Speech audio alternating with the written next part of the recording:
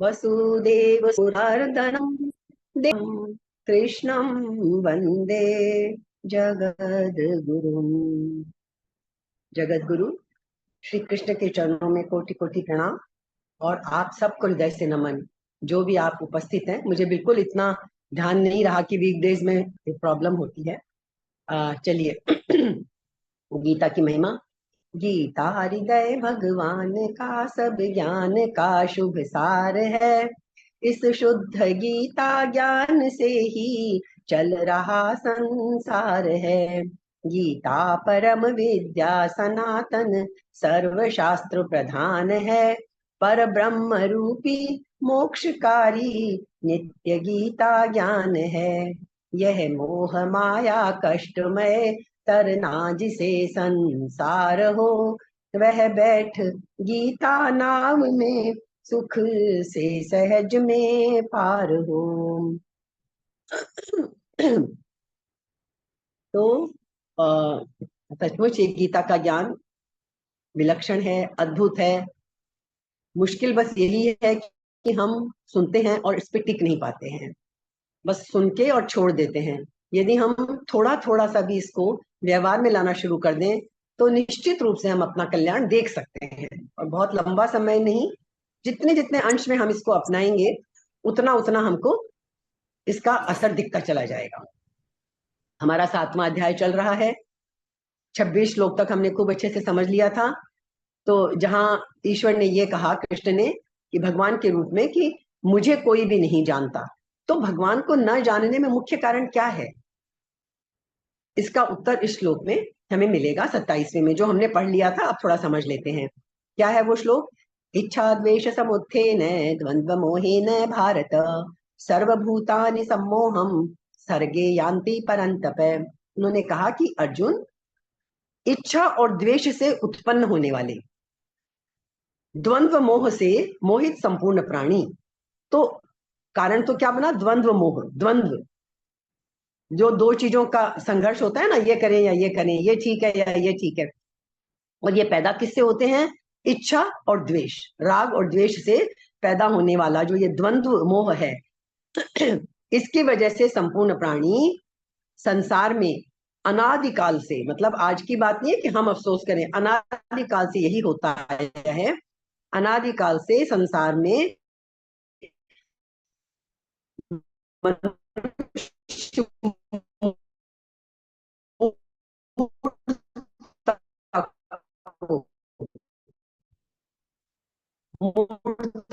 क्या है, जन्म मरण को प्राप्त हो रहे हैं, आ जाए।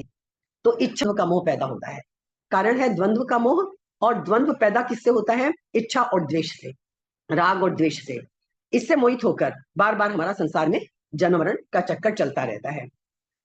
अब ये सोचने की बात है कि मनुष्य को संसार से विमुख होकर केवल भगवान में लगाने की आवश्यकता है। तो इसमें हमारे बाधा क्या आती है, भगवान में हम लग ही नहीं पाते, हम पूरी तरह से संसार में रचे बसे हुए हैं। कारण क्या है इसका, इसमें सबसे बड़ी बाधा जो आती है उसका जिक्र किया है। मनुष्य क्या है, विवेक प्रधान, विजडम दी है भगवान ने, जो पशु पक्षियों को और अन्य उन्हों को नहीं दी।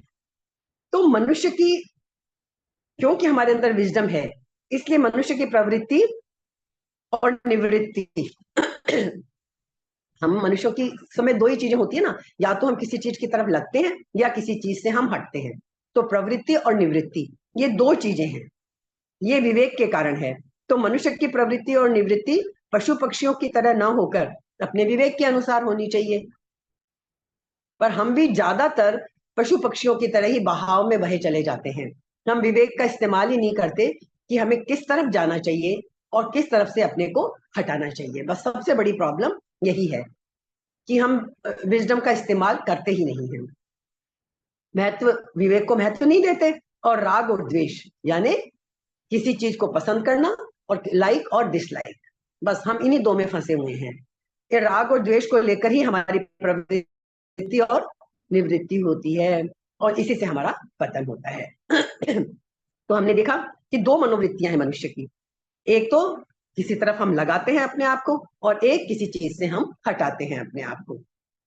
तो मनुष्य को परमात्मा में तो अपनी वृत्ति लगानी है और संसार से अपनी वृत्ति हटानी है। यह है हमारे लिए गाइडलाइन गीता की। परमात्मा में वृत्ति लगानी है और संसार से हटानी है। मतलब क्या है? परमात्मा से प्रेम करना है और संसार से हमें वैराग्य हटाना है अपने आप। कर्म करना है, वो तो गीता की पहली शर्त है। कर्म तो खूब अच्छे से करना है, मन से भाव जो है वो वैराग्य का ले लेना है। लेकिन इन दोनों वृत्तियों को जब मनुष्य केवल संसार में ही लगा देता है, दो वृत्तियां हैं, एक भगवान में लगनी चाहिए, एक संसार में लगनी चाहिए संसार से हटने के लिए। लेकिन हम क्या करते हैं? हम दोनों ही वृत्तियों को संसार में ही लगा देते हैं। लगाना भी, निवृत्ति भी और प्रवृत्ति भी।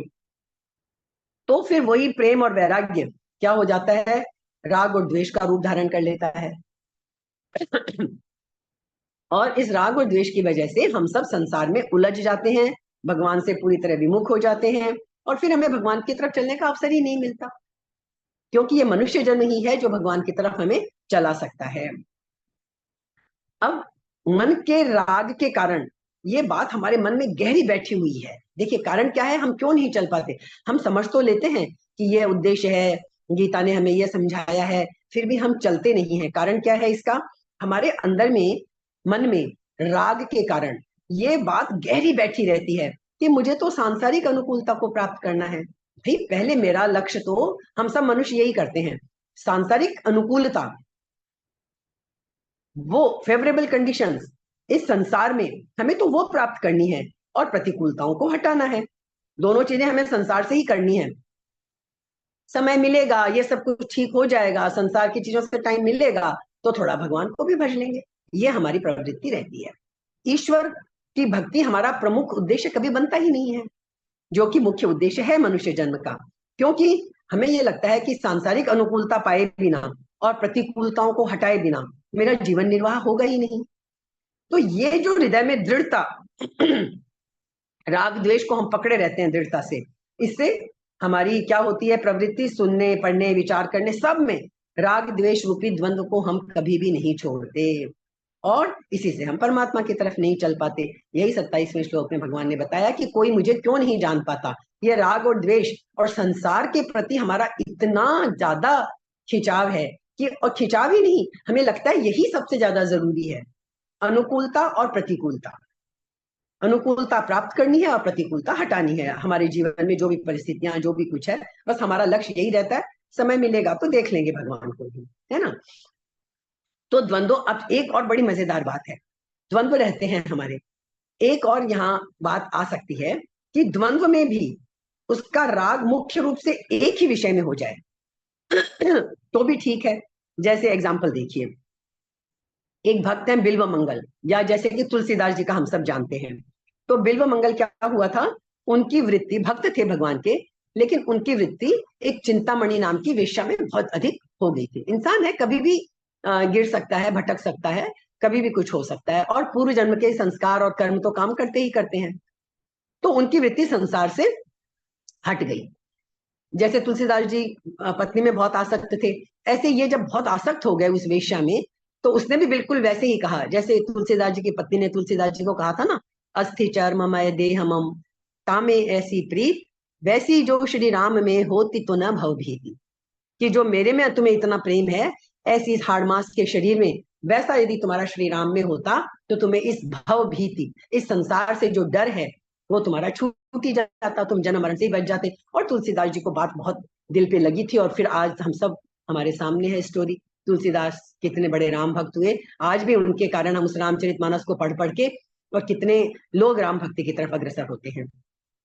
तो इसी तरह इस वेश्या ने भी बिल्वमणि को कहा कि ऐसे हाड़ मास के शरीर में तो आकृष्ट हो गया, अगर भगवान में इतना आकृष्ट हो जाता तो निहाल हो जाता।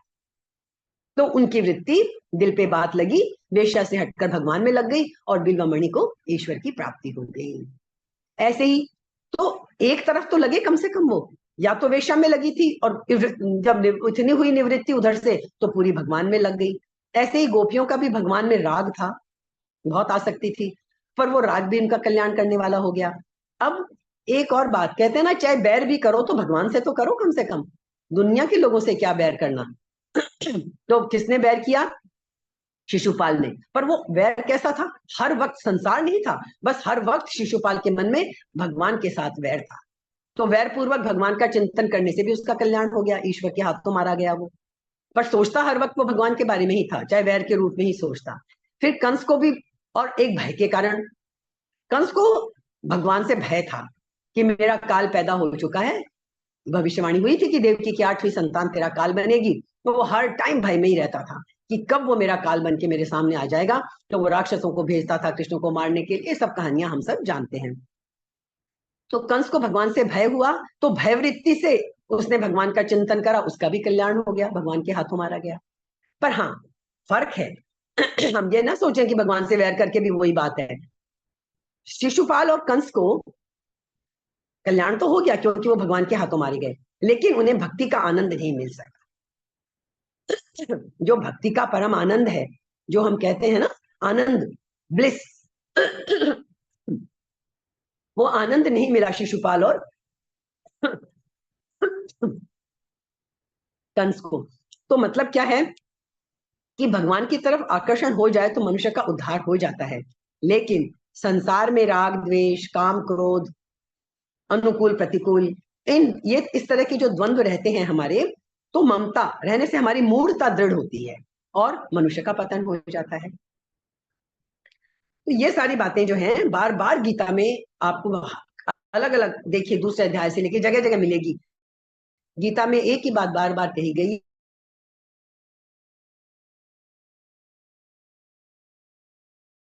ये द्वंद्व राग द्वेष के, इन सब से हम यदि मुक्त हो जाएं तो हमें ईश्वर की प्राप्ति हो जाएगी। अब जन्म मरण में जाने का कारण क्या है? एक तो अज्ञान है, रीते ज्ञानान न मुक्ति, ज्ञान के बिना मुक्ति नहीं होती। तो ज्ञान तो हमें होना ही चाहिए, लेकिन संत क्या कहते हैं कि जन्म मरण का खास कारण राग और द्वेष है। हम यदि फलेच्छा पूर्वक, मतलब फल की इच्छा से हम कर्म करना छोड़ दें, शास्त्र रहित कर्म करें निष्काम भाव से, और एक हमें क्या करना है, हम अपनी जो परिस्थितियां हमें मिली हैं, ये मनुष्य जन्म मिला है, हम इसका दुरुपयोग कर रहे हैं। ये हमें क्यों? क्योंकि हम सिर्फ संसार की अनुकूलता और प्रतिकूलता में उलझे पड़े हैं, अनुकूलता प्राप्त करने में, प्रतिकूलता दूर करने में। तो ये दुरुपयोग करने में हम लगे हुए हैं और इसी वजह से हमें असत योनियों की प्राप्ति होती है, ईश्वर की प्राप्ति नहीं होती। तो हमें करना क्या है? प्राप्त परिस्थिति का सदुपयोग करना है हमें, उससे हमारे जन्म मरण का चक्कर छूट जाएगा। हम दुरुपयोग नहीं करेंगे तो हमें, एक बात और है, हम यदि ये सोचे हमें सदुपयोग करना है, एक तरीका है ये हमारे लिए प्रैक्टिकल, सदुपयोग करना, सदुपयोग करना, यदि ये हम सोचेंगे तो हमसे हो ना पाएगा। क्यों? कि हमारा ध्यान पूरा संसार में लगा है। तो हमें एक तरीका हम ये निकाल सकते हैं कि हम ये सोच लें कि संसार ही हमारे लिए जब प्रमुख है, तो हम ये निर्णय लें कि हम संसार में जो कुछ हमें मिला हुआ है, जो परिस्थिति हमें मिली है, हम उसका दुरुपयोग नहीं करेंगे। बात होगी एक ही, लेकिन फर्क है। एक तो हम जाए कि हमें इसका सदुपयोग करना है, सदुपयोग करना है, भजन करना है, कीर्तन करना है, ध्यान में बैठना है, ये करना है। एक हम सोच लें कि जो परिस्थिति हमें मिली है, हमें उसका दुरुपयोग नहीं करना है। बहुत गहराई में जाएंगे तो इसका महत्व समझ में आएगा। क्यों हम दुरुपयोग नहीं करेंगे? अर्थात हम क्या करेंगे? शास्त्र और लोक मर्यादा के विरुद्ध काम नहीं करेंगे, बस इतना ही हमें करना है। तो फिर हम क्या करेंगे भाई? शास्त्रों में और लोक मर्यादा में जो जो चीजों का मना किया है, बस हम वो नहीं करेंगे। दो तरीके हैं, ये करेंगे या सही करेंगे, या हम गलत नहीं करेंगे। गलत नहीं करेंगे, सही अपने आप होता चला जाएगा। लेकिन उससे फायदा हमें क्या होगा?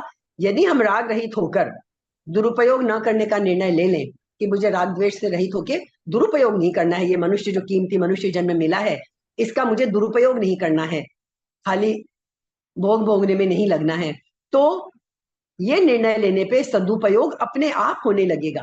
क्योंकि जब दुरुपयोग नहीं करेंगे तो कुछ तो होगा, तो दुरुपयोग नहीं करेंगे तो सदुपयोग होने लगेगा, अर्थात शास्त्र और लोक मर्यादा के अनुकूल काम होने लग जाएगा।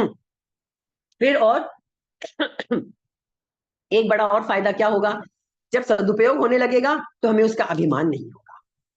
बहुत बड़ी बात है, गीता मना करती है ना, अभिमान, ईगो से हटना है, अहंकार से हटना है।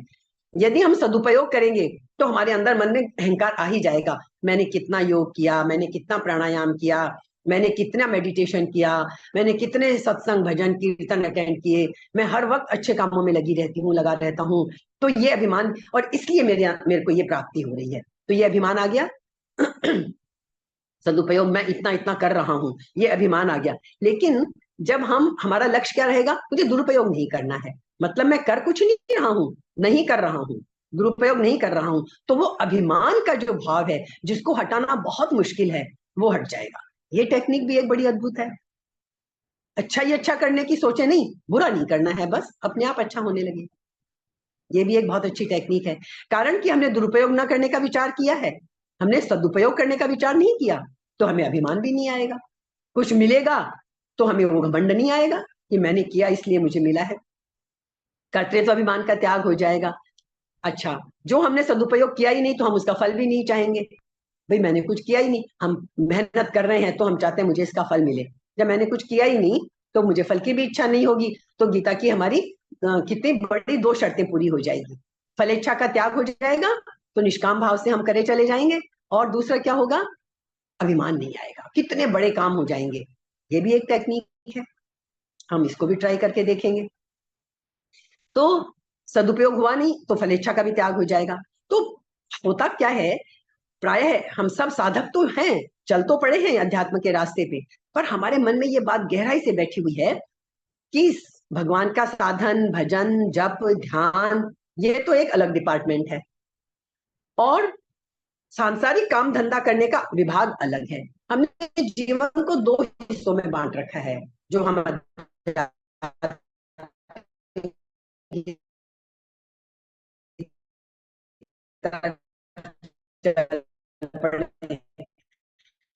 जो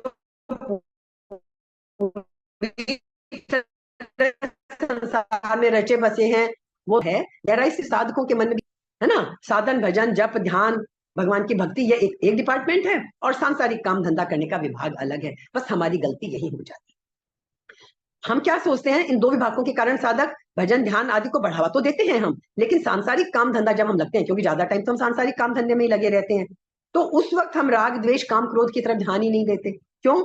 क्योंकि हमारी ऐसी दृढ़ भावना है कि भाई संसार में रहना है तो काम धंधा करना है, तो राग द्वेष तो होंगे ही, ये मिटने वाले थोड़ी ही हैं। ये हमारे अंदर धारणा बैठी हुई है, इसलिए हमारे राग द्वेष नहीं मिटती। यदि हम ये मान लें कि ये संसार में काम करते हुए ही, सांसारिक कर्तव्यों में लगे हुए ही हमें राग द्वेष और काम क्रोध को हटाना है, बस तब हमारी जीत होगी। गीता हमें यही सिखाती है, यही हमारे लिए प्रैक्टिकल टिप है। हमें हटना, काम धंधा करते हुए ही राग द्वेष और इनसे हटना है हमें, जबकि उल्टी धारणा हमारे अंदर बैठी हुई है। भगवान का भजन किया उस वक्त कर लो मन लगा के, और बाकी टाइम में तो भाई संसार में तो राग द्वेष काम क्रोध आएंगे ही, इनके बिना कैसे चल सकता है। इस धारणा को हटाना हो, ठीक है। इसी भावना से हमारा अनर्थ हो रहा है और ईश्वर की प्राप्ति नहीं हो रही है। अंत कुछ भी काम करें, चाहे हम पारमार्थिक आध्यात्मिक साधना में लगे, चाहे हम सांसारिक काम करें, अंतःकरण में हमारे राग और द्वेष नहीं रहने चाहिए। ये गीता का सारा सार है। तो पारमार्थिक और सांसारिक क्रियाओं में फर्क तो होता है, लेकिन साधक के भाव में भेद नहीं आना चाहिए। सांसारिक क्रिया के लिए हमें बहुत व्यवहारिक चीजें करनी पड़ेंगी, लेकिन वो व्यवहार की दृष्टि से जो जरूरी है वो सब करना है हमें, लेकिन भाव, भाव मुख्य है। भाव में भेद नहीं होना चाहिए। इस परमार्थ के लिए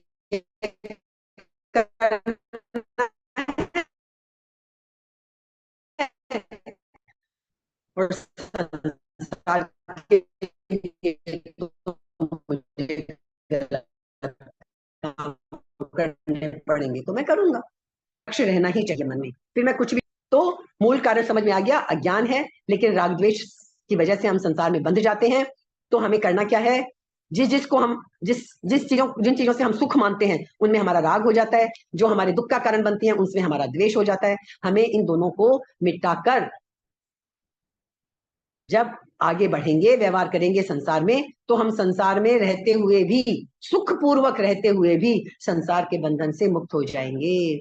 जैसा कृष्ण ने कहा है, निर्द्वंद्वो ही महाबाहो सुखम बंधात प्रमुच्यते। सुखपूर्वक संसार के बंधन से मुक्त हो जाएंगे। ये जीवन हमारा खराब नहीं होगा, कि फिर जीवन मिला है, मनुष्य जन्म अनमोल है, इसका हम क्या सुख भी ना भोगे? बहुत सुख मिलेगा। अभी तो हम सुख और दुख में झूलते रहते हैं, हर सुख के पीछे दुख आ जाता है। लेकिन यदि ये हम टेक्निक अपना लेंगे तो खूब सुख पूर्वक ये जीवन भी जिएंगे, खूब आनंद भरपूर जिएंगे, इसका कुछ नुकसान नहीं हमारा होने वाला है, और परमार्थ में भी हम आगे बढ़ जाएंगे। तो वास्तव में संसार का ज्ञान संसार से अलग होने पर और भगवान का ज्ञान भगवान से अभिन्न होने पर मिलता है। संसार का ज्ञान हमें तब मिलेगा जब हम संसार से अपने आप को अलग कर लेंगे। संसार में रचे पचे बसे रहकर, हर घड़ी इसमें डूबे रहकर संसार का ज्ञान हमें कभी नहीं हो पाएगा। और संसार का ज्ञान क्या है? कि ये संसार असार है। जो जब अचानक किसी की मृत्यु देख लेते हैं, जब जीवन हमारा ऊपर एकदम उल्टा पुल्टा हो जाता है, तब एक क्षण के लिए आता है कि अरे ये बदल गई, लेकिन वो बस क्षणिक होता है, क्योंकि हम रचे पचे संसार में ही रहते हैं। तो संसार से थोड़ा अलग हटके देखेंगे तो संसार का ज्ञान हो जाएगा कि ये संसार तो असार है। और ईश्वर का ज्ञान करना है तो ईश्वर से अभिन्न होना पड़ेगा कि मैं ही ईश्वर हूं, मैं, मेरे ही अंदर ईश्वर का वास है, मैं ईश्वर का अंश हूं, मैं ईश्वर से अभिन्न हूं, तब हमें ईश्वर का ज्ञान हो जाएगा। दोनों चीजें उल्टी हैं बिल्कुल। ये समझ में आ गया 27वां खूब अच्छे से हमें? तो यहाँ ईश्वर ने चर्चा की जो द्वंद्व मोह से, राग द्वेष से ऊपर नहीं उठ पाते हैं। 28वें श्लोक में चर्चा हो रही है जो लोग द्वंद्व मोह से रहित हो जाते हैं उनकी क्या स्थिति? द्वंद्व मोह से रहित होने वालों की स्थिति बताइए। ये शाम त्वंत गतम पापम जनानाम पुण्य कर्मणाम ते द्वंद्व मोह निर्मुक्ता भजन्ते माम दृढ़ व्रतः। दृढ़ व्रत, एक हमें इस श्लोक से मैं पहले ही बता दे रही हूँ, ये दृढ़ व्रत शब्द को पकड़ लेना है। हमें जो भी निश्चय करना है वो दृढ़ व्रत, पक्का हो जाना है उस पे। हम पक्के ही नहीं रहते हैं, हर क्षण हम निश्चय करते हैं, अगले ही क्षण उसको छोड़ देते हैं। तो क्या कहते हैं कि जिन पुण्य कर्मा मनुष्यों के पाप नष्ट हो गए हैं, पाप नष्ट होते हैं, वे द्वंद्व मोह से रहित हुए मनुष्य, जब पाप नष्ट हो जाते हैं तो फिर द्वंद्व और मोह भी नहीं रहते। वो ऐसे मनुष्य दृढ़ वृत्ति होकर मेरा भजन करते। क्या क्या शर्तें आ गई? नष्ट हो जाते हैं पाप और द्वंद्व और मोह खत्म हो जाते हैं, तो वो द्वंद्व और मोह हमें खत्म करने हैं। तो क्या कहते हैं यहाँ ईश्वर कि जिन मनुष्यों ने एक लक्ष्य बना लिया अपना कि हमें तो भगवत प्राप्ति करनी ही करनी है, ये लक्ष्य जिनका है, अर्थात जिनको उद्देश्य की स्मृति आ गई है कि ये मनुष्य शरीर ये भोग योनि नहीं है, देवताओं की भोग योनि होती है, ये कर्म योनि है जिसके लिए देवता भी तरसते हैं, ये कर्म योनि है, कर्म करके हम भगवान बन सकते हैं। सोचिए तो सही कि देवलोक में तो देवता ही बने रह जाएंगे, लेकिन इस मनुष्य जन्म को पाकर ये कर्म योनि है, हम अपने इतने अच्छे कर्म कर सकते हैं कि हम ईश्वर स्वरूप बन सकते हैं। तो हमें ये उद्देश्य यदि हम नहीं भूलते हैं, ये उद्देश्य के लिए हमें स्मृति आ जाती है कि ये मनुष्य शरीर भोग भोगने के लिए नहीं है, प्रत्युत भगवान की कृपा से केवल और केवल हमें उन भगवान को पाने के लिए ही मिला है, जिनसे अलग होकर हम आए हैं उसी मूल स्रोत में हम वापस चले जाएं। नदियां सारी समुद्र की तरफ दौड़ रही हैं, अपने अस्तित्व की चिंता नहीं करती, समुद्र में मिलकर वो शांत हो जाते हैं। हम भी यदि अपने स्रोत तक, उद्गम तक पहुंच जाएंगे, हम भी शांत हो जाएंगे। ये जो उद्विग्नता, जो बेचैनी, जो सब है, तो इसीलिए है कि हम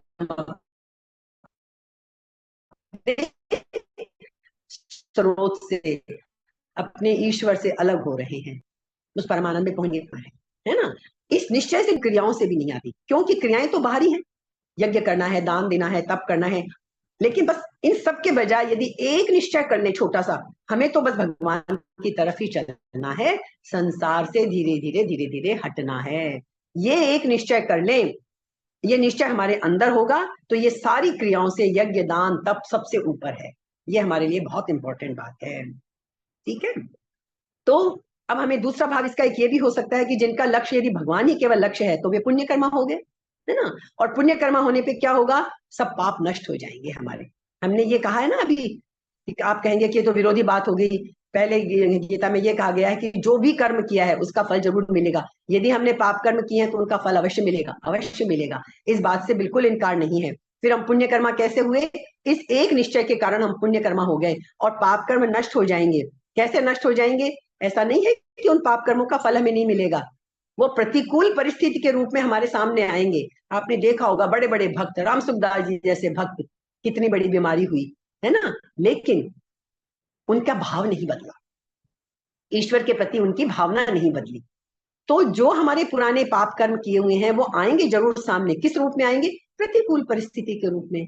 जो परिस्थितियां संसार में हमारे अनुकूल नहीं होती वो हमारे पाप कर्म ही हैं जो हमें प्रतिकूल परिस्थिति के रूप में मिल रहे हैं। लेकिन हम क्या कर सकते हैं? हम उन पापों को कैसे मिटा सकते हैं? जो किया है वो तो उसका फल तो भोगना पड़ेगा, लेकिन हम उनको इस तरह मिटा सकते हैं कि उन प्रतिकूल परिस्थितियों से हम प्रभावित ही ना हो।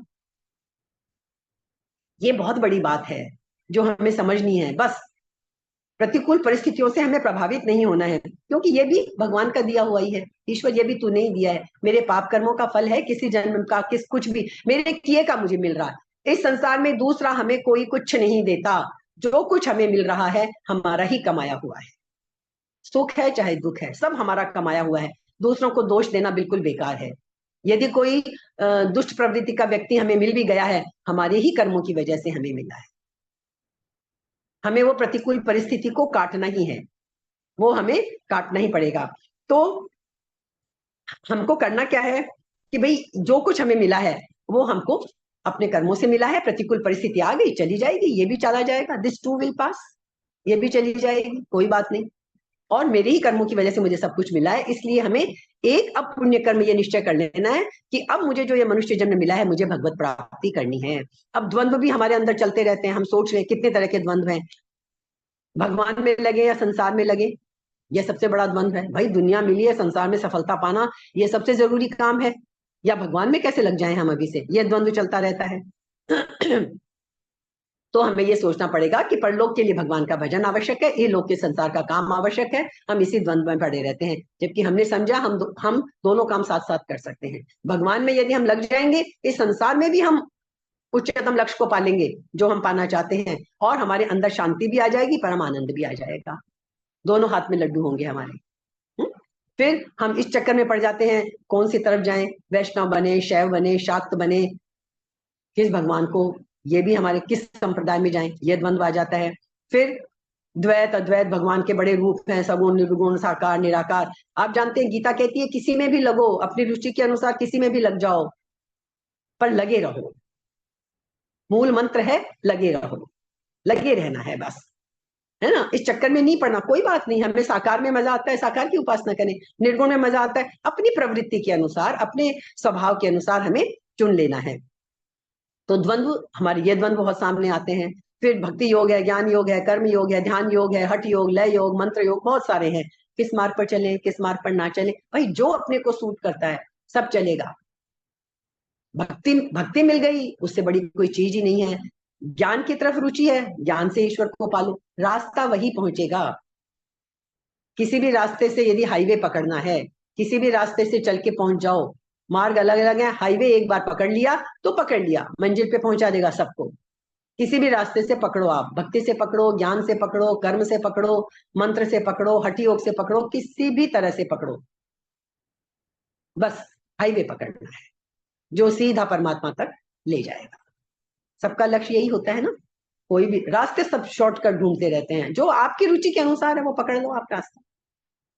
फिर संसार में अनुकूल प्रतिकूल, हर्ष शोक, ठीक गलत, सुख दुख, राग द्वेष, सब द्वंद्व ही द्वंद्व है। इन सब द्वंद्वों से ऊपर उठना है, ठीक है। ये सब बाधाएं हैं, इन सब से ऊपर उठना है। तो जब पारमार्थिक उद्देश्य हम बना लेते हैं, अब हमारे लिए तो, हमको तो अपने लिए चीजें निकालनी है ना, पारमार्थिक उद्देश्य बना लें क्या, कि ईश्वर को पाना है। ये उद्देश्य यदि हम बना लेंगे तो हमारा पारमार्थिक उद्देश्य भी पूरा होगा और सांसारिक उद्देश्य भी पूरा हो जाएगा, जिसके लिए हम दिन भर खपते रहते हैं, बहुत सुंदर रूप में पूरा होगा। इसलिए बिल्कुल नहीं डरना है हमें कि ये हम संसार में आए हैं तो संसार तो भोग लें।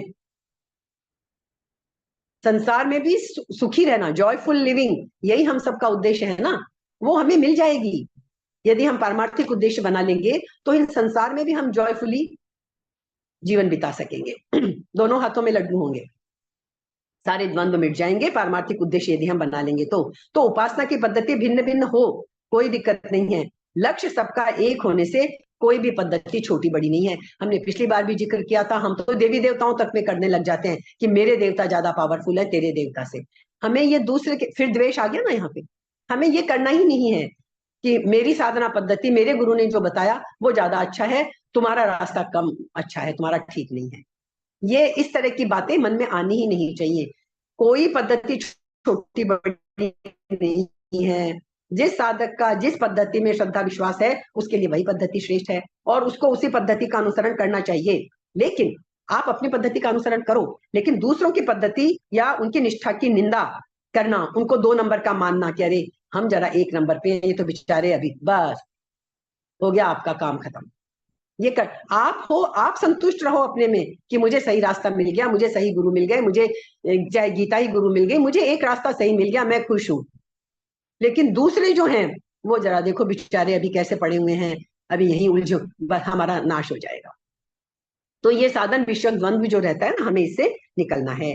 दूसरे की निष्ठा की निंदा हमें नहीं करनी है। अपने पक्ष का आग्रह दूसरों का निरादर रहता है, तब तक साधक को भगवान की समग्र रूप का अनुभव नहीं होता। इसलिए आदर तो सब पद्धतियों और निष्ठाओं का करे, पर अनुसरण अपनी पद्धति और निष्ठा का ही करे। इससे साधन विषयक द्वंद्व हमारा मिट जाएगा। इस रास्ते पे चलूं या इस रास्ते पे चलूं, ये द्वंद्व हमारा खत्म हो जाएगा। और हमें द्वंद्व भी तो खत्म करने हैं। ये सारा अध्याय बस अब खत्म होने की उस पे है, कगार पे समाप्त होने वाला है। द्वंद्व मिटाने हैं, द्वंद्व मिटाने हैं, बस राग और द्वेष मिटाना है, सुख और दुख मिटाना है, द्वंद्व मिटाने हैं, यही उद्देश्य है। तो मनुष्य मात्र की प्रकृति क्या होती है कि जब हम पारमार्थिक बातें सुनते हैं, समझते हैं, तो साधन करके अपना कल्याण करना है, ये हम मान लेते हैं और मनुष्य जन्म की सफलता भी इसी में है। लेकिन जैसे ही हम संसार में व्यवहार में आते हैं तो सोचता है साधन भजन से क्या होगा, मुझे ये संसार की ये चीज तो नहीं मिलेगी, संसार में काम तो करना पड़ेगा, संसार में आए हैं तो जीना तो पड़ेगा, है ना। दुनिया में हम आए हैं तो जीना ही पड़ेगा, जीवन है अगर जहर तो पीना ही पड़ेगा। जीवन जहर बिल्कुल नहीं है, जहर हमने बना रखा है। जिए, आनंद से जिए, जी सकते हैं हम। सुख और दुख के प्रति यदि हम अपना नजरिया बदल लें, अपने भाव बदल लें, बस जीवन कभी जहर नहीं लगेगा। तब तो ये लगेगा कि ये तो एक मौका मिला है।